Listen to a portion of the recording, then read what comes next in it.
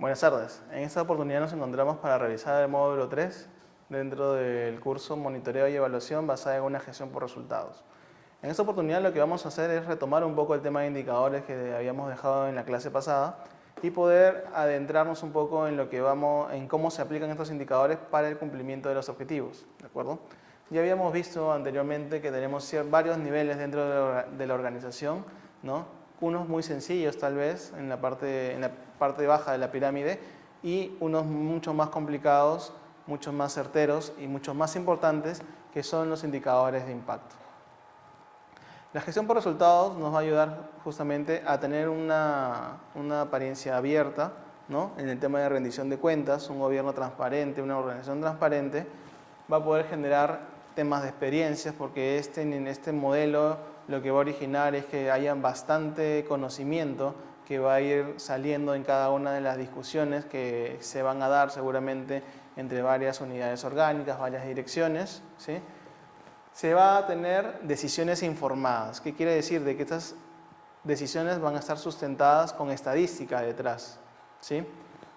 Y vamos a tener también la oportunidad de poder revisar y ver esta gestión de riesgos y gestión de oportunidades. Ya en la discusión, en las mediciones, se va a poder ver si estamos bien, estamos mal o poder de alguna forma evitar ciertas amenazas y aprovechar ciertas oportunidades que se nos van a ir dando, ¿no? Y en la discusión que se va dando entre cada una de las direcciones o unidades operativas. Habíamos revisado también los 9 pasos importantes para formular un indicador. Estos 9 pasos, como les decía, son bastante importantes para poder de alguna forma fortalecer la formulación de este indicador.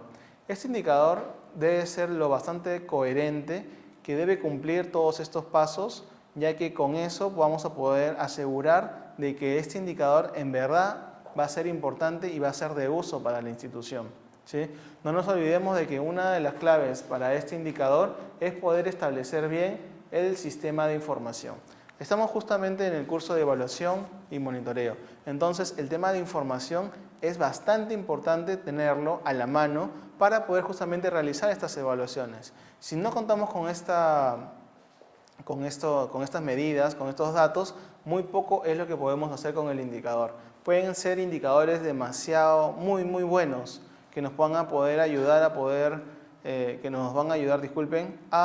tomar las mejores decisiones. Sin embargo, si no tenemos la información de esto, lastimosamente vamos a quedarnos otra vez cruzados de manos y vamos a seguir midiendo estos indicadores muy sencillos como cantidad de personas, cantidad de médicos, cantidad de usuarios, ¿sí? Nosotros debemos proyectarnos un poco más y tener estos indicadores mucho más relevantes y mucho más alineados a lo que quiere la institución o la organización. Entonces, nosotros que vamos a tratar son el tema de indicadores de desempeño. Estos indicadores de desempeño son aquellos indicadores que nos van a poder ayudar a medir el cumplimiento de los objetivos, ¿de acuerdo? Si uno, por ejemplo, quiere medir una actividad, tiene ciertos indicadores de producto, ¿no? De actividades, de procesos incluso.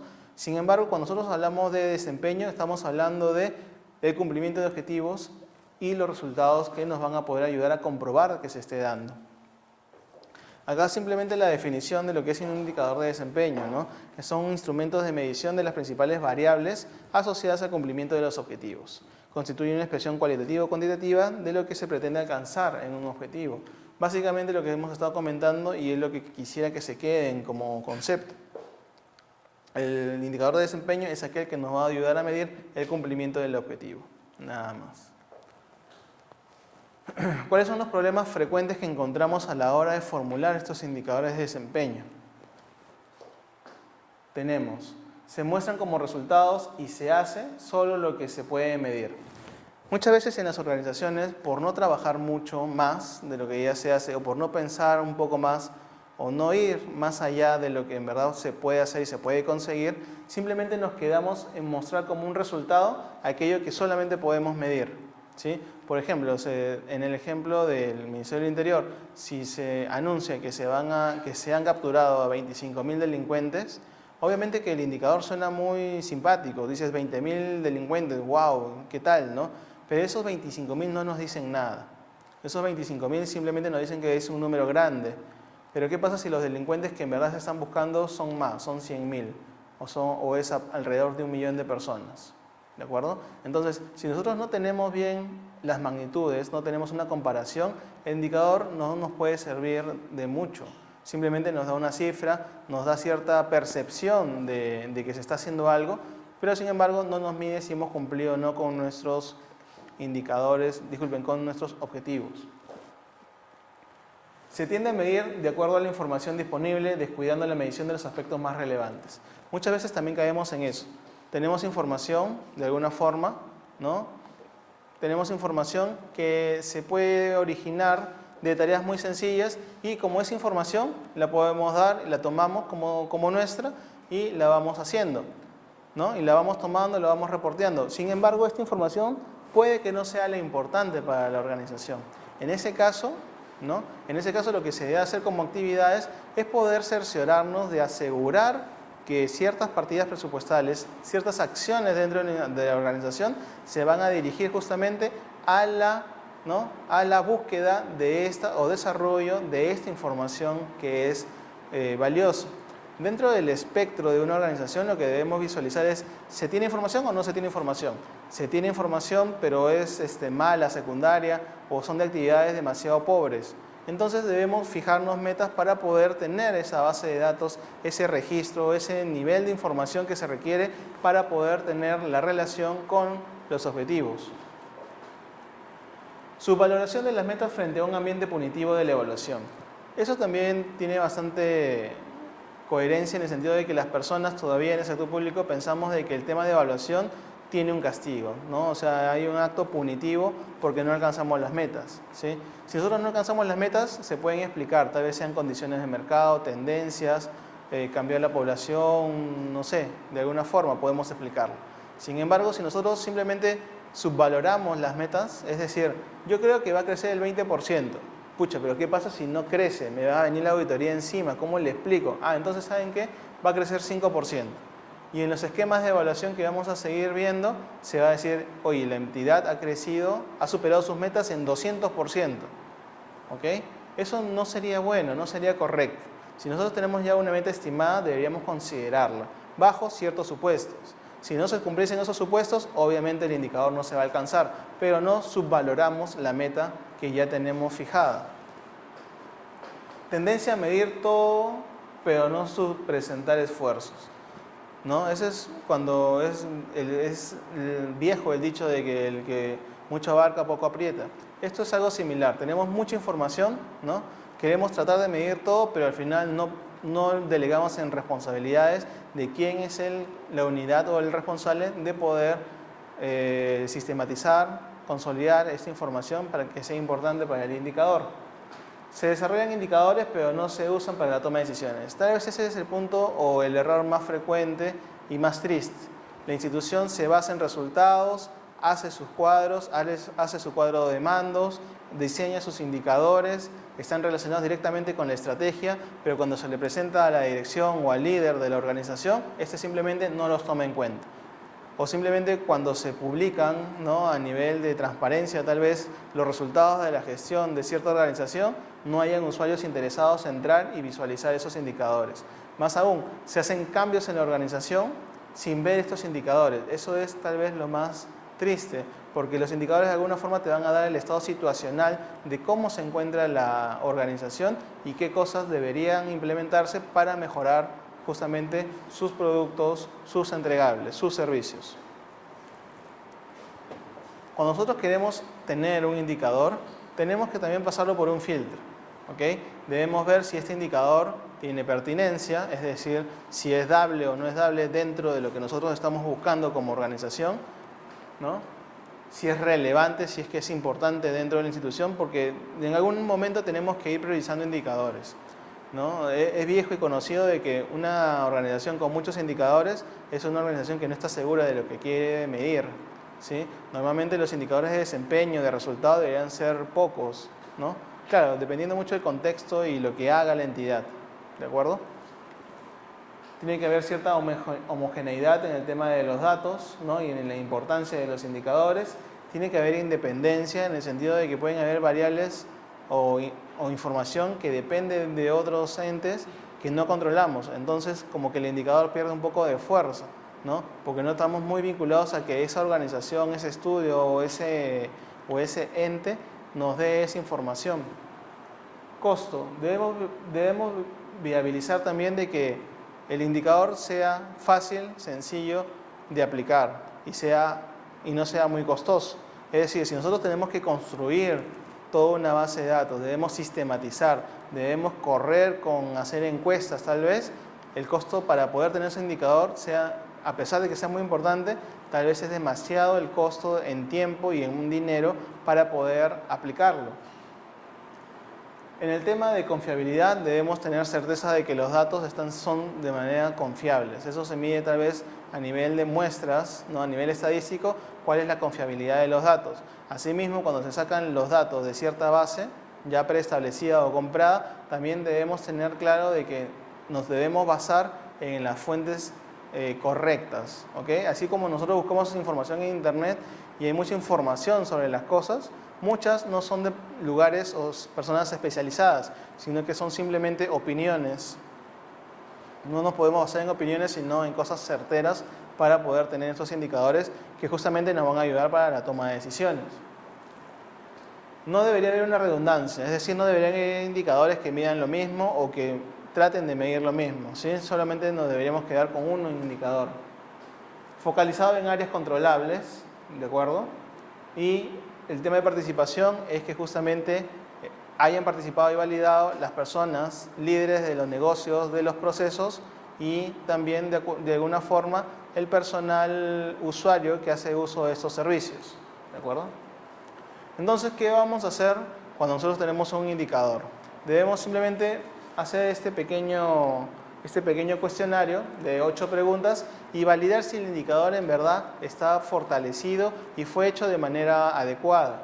Debemos entonces revisar el indicador, ¿tiene claramente un producto relevante o estratégico con el cual se vincula a un objetivo asociado? ¿De acuerdo? Tenemos que tener eso presente. Debemos revisar si este indicador tiene claramente una meta o referente para ser medido su resultado. ¿De acuerdo? Eso va a evitar que hayan subvaloraciones en las metas. El resultado del indicador explica de manera precisa y clara el grado de cumplimiento de la meta o el resultado ambiguo o el resultado es ambiguo. Ahí debemos tener claro en este punto. El indicador tiene que ser preciso, sencillo, claro, ¿no? Y certero. Si nosotros ya hablamos de un indicador que nos va a dar una muestra o un resultado ambiguo, entonces debemos reformular este indicador. La muestra expresa el indicador de forma clara, el resultado para poder ser analizado por el responsable, ¿no? Debemos ver de acuerdo al negocio que queremos medir, de acuerdo a la intervención pública que queremos medir, debemos darnos cuenta si es que ese indicador está siendo comunicado de la mejor manera. Se ha definido la frecuencia de medición del indicador. Obviamente cuando nosotros armamos un indicador, no simplemente lo dejamos, simplemente lo formulamos y ya, esperamos que se apruebe y que lo haga. Tiene que haber un seguimiento, tiene que haber básicamente también declararse una frecuencia en su medición. Ojo de que cuando hablamos de mediciones, la medición de resultado específico o de resultado final es de largo plazo, ¿sí? Cuando hablamos de indicadores más pequeños a nivel de actividad, producto o insumos, nos referimos a indicadores que tal vez nos puedan dar que se puedan dar de manera más rápida. La unidad de medición es adecuada para la meta que se espera medir. Debemos ver si las variables o las unidades de medida están directamente relacionadas con el objetivo que nosotros buscamos cumplir, ¿de acuerdo? Si nuestro tema es el CIS, si nosotros estamos viendo población, ¿no? Población pobre que accede a servicios de salud, obviamente no puedo tener un indicador que me diga tal vez el número de estudiantes, por ejemplo. Debemos tener en cuenta y debemos tener una certeza en que las variables y las unidades de medida están relacionadas con el objetivo que se quiere buscar. En la construcción del indicador han participado el jefe del área o el centro de responsabilidades. Eso es lo que comentábamos. El indicador no solamente debe surgir de una persona o una idea o una consultoría. Esta tiene que ser validada, tiene que formar parte, ¿no? Formar parte de los controles que van a haber dentro de cada una de las unidades que se van a ir midiendo, ¿de acuerdo? Recordemos también de que el tema de responsabilidad no solamente cae en el jefe del área, sino cae en el jefe o en el líder de los procesos que se están haciendo.